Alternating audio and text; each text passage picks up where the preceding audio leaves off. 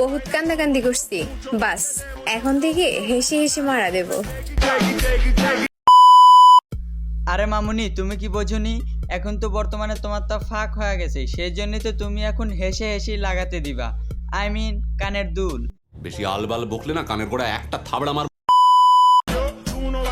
বিপদে আমাদের পাইবা, কারণ আমরা খারাপ মানুষ, খারাপ সময় কাজে আসি। আরে মাইয়া, তুই দেখ একবার চাইয়া, এখনকার ছেলেগারে তোদেরকে খারাপ সময়ে প্রয়োজন হয়, সেই জন্যই তো তুই বলছস, কিন্তু তুই কোনো কিছু বুঝতে পারস নাই। সে চাইছিল আমার মন নিয়ে খেলতে।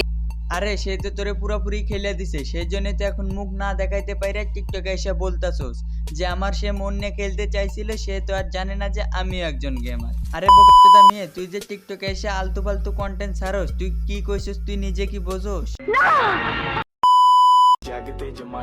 দোল দোল দুলুনি, কি সুন্দর কাহিনী, প্রয়োজন পড়ে যখনই মেসেজ দেয় তখনই।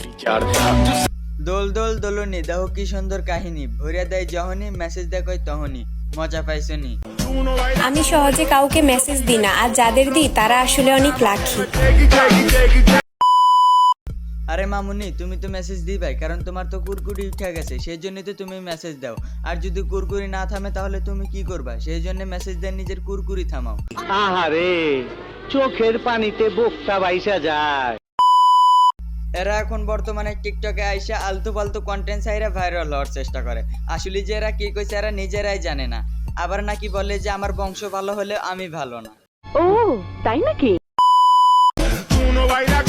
ধমকি আমারে দিও না, কারণ আমার বংশ ভালো, কিন্তু আমি ভালো না। আরে জানি তো তোর বংশ ভালো হলেও তুই ভালো না। রাতে কত টাকা নেয় যদি বলতি, তাহলে আমার অডিয়েন্সরা কিছু নিতে পারতো, আর সাথে তোকে বকশিসও দিয়ে দিত। সঠিক বলেছেন। মানুষের বদনাম না করে ফুটপাতে গিয়ে টেডির ব্যবসা ধর, জীবনে কিছু করতে পারবি। আরে মিয়া খলিফা, তোর একটা কথা বলি, আমরা ছেলেরা চাইলে সবই করতে পারি, কিন্তু তুই টিকটকে এসে আলতু ফালতু ভিডিও না চাইরা রাতে কামালিতে পারস। তুই জীবনে অনেক কিছু করতে পারবি রাতে নাইট করলে। আমাদের অস্ত্র লাগে না, আমাদের মুখের কথাই বুলেট।